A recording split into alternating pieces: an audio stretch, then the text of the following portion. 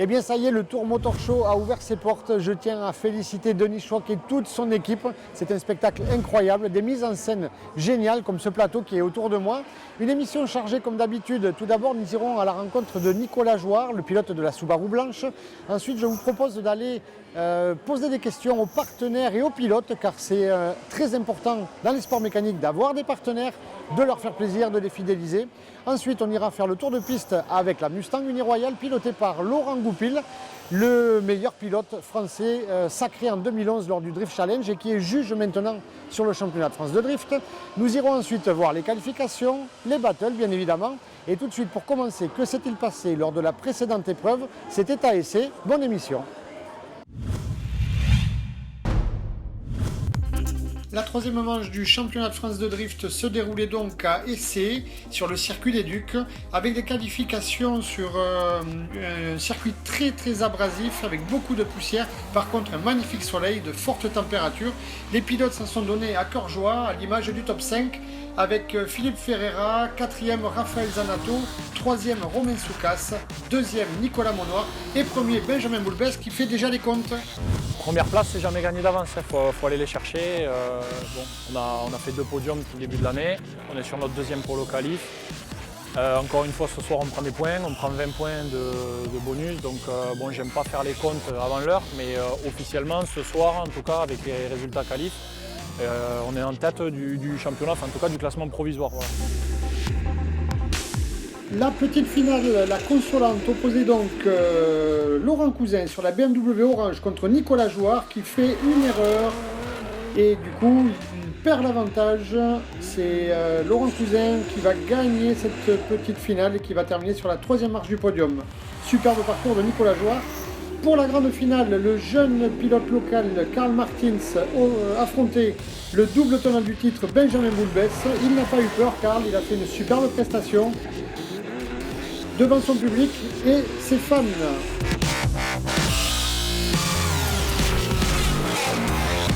Premier en pole qualifière, premier en battle aujourd'hui, c'est le maximum de points engrangés sur le round 3, donc c'est vraiment une bonne opération pour nous encore ce week-end.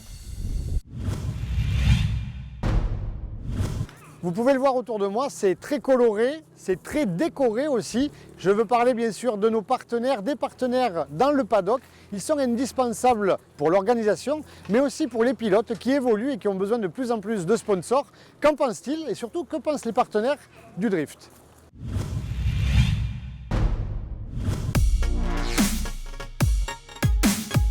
Drapeaux, tentes, stickers sur les voitures.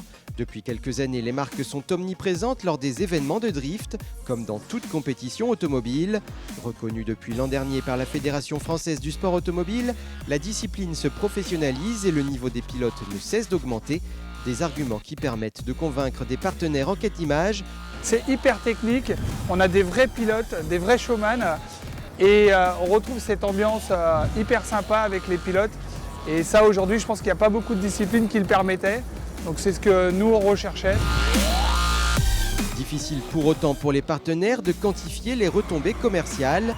En termes de notoriété et d'image, par contre, il en est tout autrement. Entre chaque étape de drift, on essaye de voir un peu combien on a de fans notamment qui nous suivent derrière et à chaque fois c'est assez concluant. On arrive à avoir, après chaque round, on a une centaine de fans qui viennent en plus. Donc c'est vrai que c'est assez intéressant. Trouver un partenaire et un financement reste malgré tout compliqué. Certains pilotes ont trouvé la solution en proposant des projets atypiques, comme Laurent Russeil et sa petite Mazda, ou Raphaël Zanato et sa muscle car américaine. Camaro 1967 qui drift, oui, c'est pas commun. On est même la seule en Europe. Donc oui, ça leur a beaucoup plu et voilà. Donc ça a permis de nous entourer de sponsors. Attention cependant, qui dit sponsor ne dit pas forcément budget bouclé, les partenariats n'étant pas forcément financiers. Tous les sponsors réunis, ça doit me faire 1000 € pour vous dire. 1000 €, c'est un week-end. On en a 7 dans la saison. Le calcul est vite fait, quoi. Après, c'est beaucoup de services. Comme je me répète, le Racing Garage, c'est des milliers d'euros en vérité. Parce qu'ils ferment 3 jours pour venir sur les compétitions. J'ai l'assistance, je fais rien sur la voiture. Ça, c'est des prestations qui coûtent extrêmement cher, mais qu'on m'offre. Donc c'est d'autres manières d'aider en fait. Une fois les sponsors trouvés, le plus dur reste à faire, les fidéliser. Là encore, les pilotes ne manquent pas d'ingéniosité. Bon, on les fidélise en leur faisant des comptes rendus, en leur montrant un peu ce qui se passe sur les manches, en les mettant en valeur dès qu'on peut. Voilà, si les gens viennent nous voir, posent des questions, voilà, on les aiguille vers nos sponsors. Lorsqu'arrive la fin de saison et la question du renouvellement du partenariat, les résultats du pilote et les retombées en termes d'image sont analysés par le sponsor, mais pas uniquement. C'est une réflexion sur le championnat sur lequel on a roulé. Est-ce que le championnat met tout en œuvre pour rester vraiment au top? Est-ce que le streaming, est-ce qu'il y a un streaming qui est de qualité? Est-ce que le jugement est de qualité? Autant de paramètres qui font que la réussite d'un partenariat ne se fait pas entre 2 acteurs, mais 3, le pilote, le sponsor et l'organisateur de l'événement.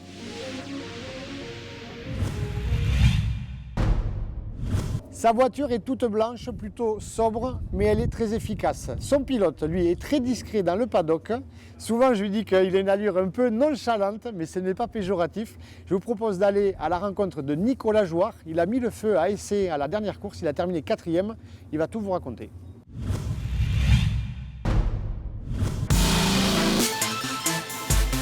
Passionné de glisse, Nicolas Jouard pratique de nombreux sports comme le snowboard, le ski ou encore le surf. Et puis un jour, à la faveur d'un déménagement, ce Bordelais d'origine découvre une nouvelle discipline, le drift. J'ai dit souvent que quand je suis arrivé à Lyon, ma vie a basculé parce que j'ai rencontré des gens, des Lyonnais qui pratiquent la glisse. Voilà. Je suis monté avec eux et un mois plus tard, j'ai acheté une E30, donc la petite BM auto-école pour apprendre la glisse. Nicolas se met alors à fréquenter les circuits en amateur pour le plaisir. Lorsqu'il commence à atteindre les limites de son E30, ce passionné de Subaru décide de faire de sa monture de tous les jours une Impreza GT Turbo 4 roues motrices de 217 chevaux, une drifteuse, se faisant fabriquer le même kit que celui de la Team Orange, équipe de drift de référence au Japon. Et puis on l'a transformé, il y a une modif au niveau du diff central dans la boîte. On transforme le diff pour qu'il renvoie que derrière. On enlève les cardans avant pour rajouter de l'angle de braquage. Et puis un gros pont arrière pour pouvoir encaisser les watts parce que d'origine, c'est un peu faiblard. Nicolas continue le drift en amateur pour s'amuser jusqu'à ce qu'il participe l'an dernier à une manche de démonstration à Salbris. Conscient de ses bonnes performances et séduit par le haut niveau, il décide de s'engager pour le championnat de France 2015. On roule sur circuit entre copains. On roule un petit peu l'hiver sur neige, mais dans des conditions où chacun fait ce qu'il veut. Là, on parle souvent de patinage artistique avec des figures imposées, c'est-à-dire il y a les cônes qui sont disposés à des endroits bien spécifiques. Et c'est pas juste on part comme ça faire un tour, il faut passer à des endroits précis. Et après, si on est qualif, on roule à 2. Et c'est là où rouler à 2 pour aller rouler portière contre portière ou essayer de s'approcher, ça devient un peu touchy, ouais. Affichant un pilotage très fluide qui lui a valu son surnom, le fluide, Nicolas ne peut cacher une certaine nonchalance, se promenant constamment en tongs, une nonchalance qui ne l'empêche pourtant pas d'avoir de vraies ambitions sportives. Je crois que c'est clair, monter sur une des 3 marches, commencer par la plus petite. À essai, j'ai fini juste à côté, je l'ai regardé déjà, et j'étais comme un gosse, émerveillé d'approcher. On dit que c'est la moins belle place. Non, moi ça m'allait très très bien. Pour commencer. Nicolas Jouard sera-t-il la révélation de l'année 2015 ? Peut-être, d'autant qu'il sait déjà ce qu'il doit modifier pour y parvenir. Faut que je me prenne plus au sérieux. Voilà, faut que je bascule pour dire bon, si tu veux gagner, monter sur le podium, bah faut engager un peu plus. Le staff est en train de faire les derniers préparatifs sur la Mustang Uni Royale pour le tour de piste. Je vous propose d'embarquer avec Laurent Goupil, sacré meilleur pilote français en 2011 lors du Drift Challenge et juge sur les compétitions du championnat de France de drift. Régalez-vous, c'est toujours un plaisir de le voir rouler. Allez, c'est parti sous les ordres de Rémi à la start line. Laurent Goupil qui amène un ou une passagère dans la Mustang sur le speedway, la longue courbe d'élan. Ensuite, la longue ligne droite qui longe les tribunes. Deuxième, troisième. Enclenchement ici avec le frein à main. Longue courbe à gauche qui va nous amener directement sur le premier clipping point extérieur, juste là sur votre droite. Une transition sur une partie très bosselée. Deuxième clipping point extérieur sur votre gauche, longue courbe à droite, encore une transition très rapide pour le dernier et troisième clipping point intérieur, cette fois-ci il est là. Et la dernière courbe à bloc, fond de 3, beaucoup de fumée, vous allez voir à l'arrivée, on passe dans sa propre fumée avec les projecteurs et de nuit, c'était superbe.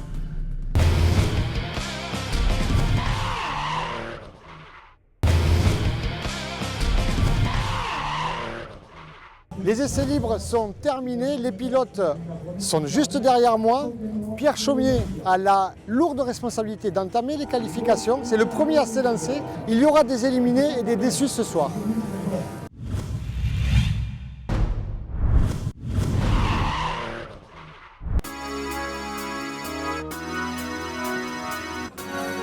Lieu atypique que ce speedway avec le Tour Motor Show et la NASCAR, les drifters s'en sont donnés à cœur joie. Première séance de qualification dans l'après-midi, deuxième séance en soirée et au cumul des deux, eh bien, nous avons pu établir la grille de départ avec des éliminés certes, mais surtout de superbes performances dans le top 10 avec Pierre Chaveria, Thierry Ventura, Nicolas Dufour, David Meunier, Philippe Ferreira, Romain Soukas, Antoine Amar, Raphaël Zanato, Benjamin Boublès et surtout Lolo Cousin qui a enfin sa première pole position de l'année.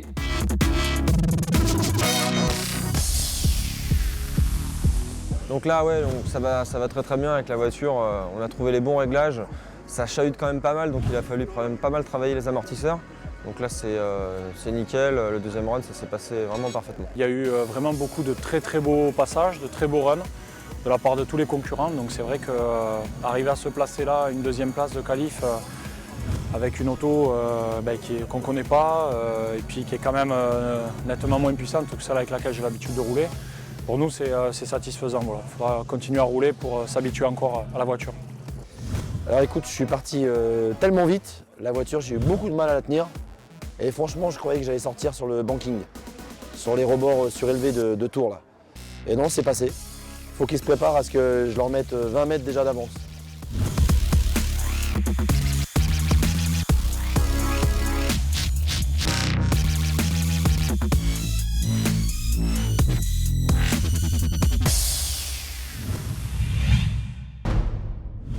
Le paddock drift se réveille tranquillement au fur et à mesure derrière moi. La NASCAR est déjà en piste. Hier soir, les drifters ont terminé à 22h30. J'espère qu'ils ont bien rechargé leur batterie, car maintenant, c'est les battles.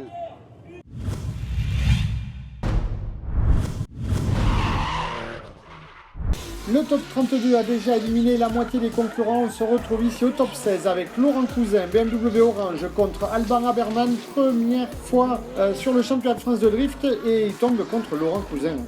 Très très difficile, mais quelqu'un qui a beaucoup plus de puissance et d'expérience et de pilotage. Mais très satisfait, très satisfait. Après, problème méca en cours, donc le souci, entre le deuxième clipping et le troisième clipping, j'ai déjà senti qu'il y avait déjà un souci au niveau mécanique. Donc après, elle s'est carrément arrêtée sur la fin de l'Oméga.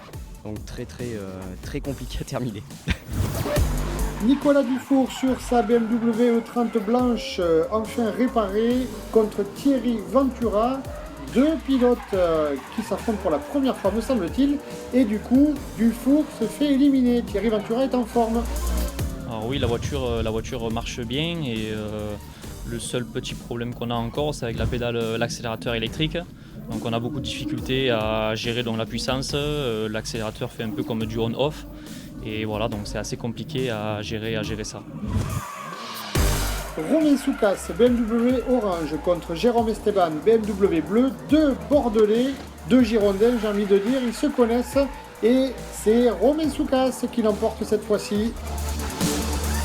Ben, ça s'est bien passé, bon, j'ai pas fait d'erreur, après je suis tombé sur plus fort que moi, voilà, Romain est très fort, donc bon, il a gagné, mais je lui souhaite bon courage, et puis pour moi c'est fini pour le week-end, c'est déjà bien, top 16, je suis content.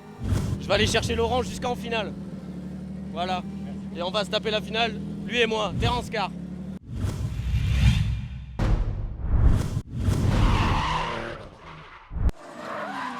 Laurent Cousin, le poleman qui affronte Thierry Ventura, suiveur, puisque le mieux qualifié des deux part leader, et ensuite on inverse. Laurent Cousin qui s'échappe, il est en grande forme, il l'a dit. Il a dit à tout le monde dans le paddock qu'il voulait gagner. Et bien en tout cas c'est bien parti, il semble avoir l'avantage. Ici on voit l'angle que prend la voiture, vraiment superbe. Et Thierry Ventura qui est à l'agonie. À son tour, Thierry Ventura, leader. Alors, c'est toujours difficile de gérer la distance quand on est beaucoup plus rapide. On va voir si Laurent Cousin ne se fait pas piéger. Il arrive au clip numéro 3 juste ici. La dernière courbe, il se rapproche. Je pense qu'il va être dans la porte. Et ça sera une victoire de Laurent Cousin qui file vers le top 8. Antoine Amar, leader contre Romain Soukas. La S13 noire contre la BMW orange. Alors Romain qui met la pression de suite à Antoine Amar. Il sait qu'il ne doit pas le laisser s'échapper. Les clips sont validés, c'est vraiment superbe. Beaucoup de fumée, c'est très dur de suivre sur cette piste. Un superbe spectacle proposé par les pilotes. On inverse les positions. Romain Soukas, leader à son tour. Antoine se fait un peu distancer ici sur cette première courbe. Des transitions rapides. Ça saute beaucoup, hein, les mécaniques ont souffert. Et sur la transition, Romain Soukas qui s'échappe un peu. Et non, Romain, finalement, il a toujours Antoine. Ah ouais, Romain qui s'échappe un peu. Victoire de Romain Soukas. Raphaël Zanato sur la Camaro, pourchassé par Philippe Ferreira sur la BMW Bleu PH Motorsport. Et ouais, ça saute, on voit les véhicules qui souffrent. De superbes transitions, oh c'est joli. Un peu plus d'angle pour Raphaël Zanato, me semble-t-il. On va inverser les positions. Ah oui, Philippe qui sort un peu. Ah oui, oui. Du coup, il embarque Raphaël Zanato avec lui. Ah, le spin. Aïe, aïe, aïe, aïe, aïe, aïe, aïe, aïe, le spin. Victoire donc de Raphaël Zanato. Benjamin Moulbès sur la BMW que lui a prêté son ami Jérémy Germain, puisque malheureusement Benjamin a craché sa E36 avec le moteur LSX en Pologne quelques jours auparavant. Et du coup, le team s'est débrouillé. Benjamin peut poursuivre le championnat. Il est opposé à Jason Banet, le plus jeune pilote du championnat de France de drift sur la BMW série 3. On inverse les positions. Jason chassé par Benjamin. Il a peur de rien, le minot, le petit gone. Et ce sera malgré tout une victoire de Benjamin Moulbès. Mais il va falloir se méfier de Jason Banet, messieurs.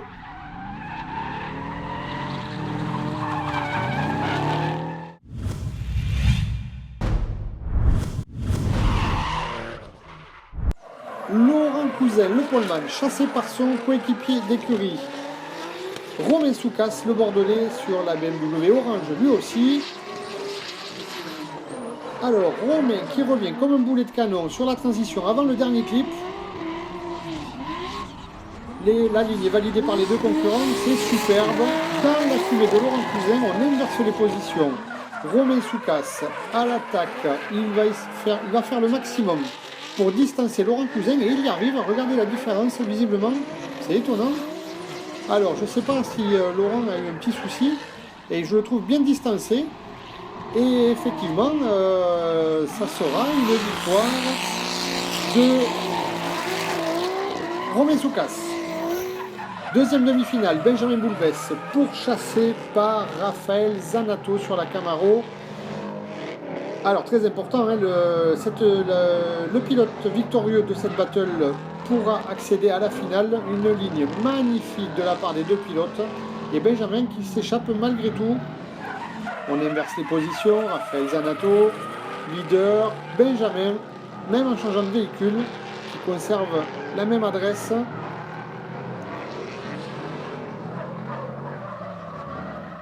Voilà, Benjamin qui revient sur la transition. Pour la dernière courbe, la ligne est validée, victoire de Benjamin Boulbès qui passe en finale.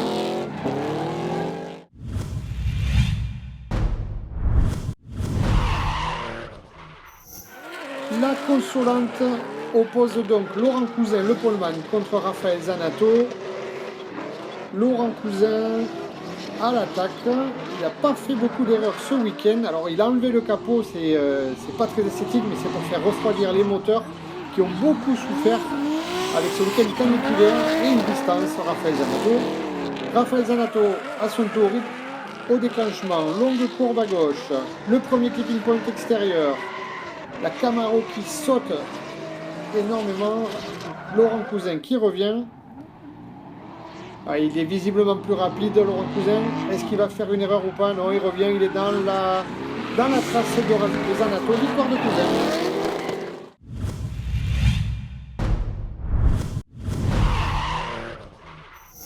La grande finale oppose Benjamin Boulbès, donc le mieux qualifié des deux pilotes, il s'élance leader. Romain Soukas, Romain Soukas qui est chaud, il est dans la portière de Benjamin Boulbès au premier clip, il revient au deuxième clip, il fait une superbe transition ici pour le troisième clip. Et oui, la BM orange à l'affût. On inverse les positions, beaucoup d'angles à l'attaque, une bonne prise de risque de Romain Soukas qui s'échappe. Ah, je pense qu'il file vers sa première victoire, Romain Soukas, sauf erreur. Il faut juste terminer cette grande courbe. Et voilà, c'est fait. Bravo.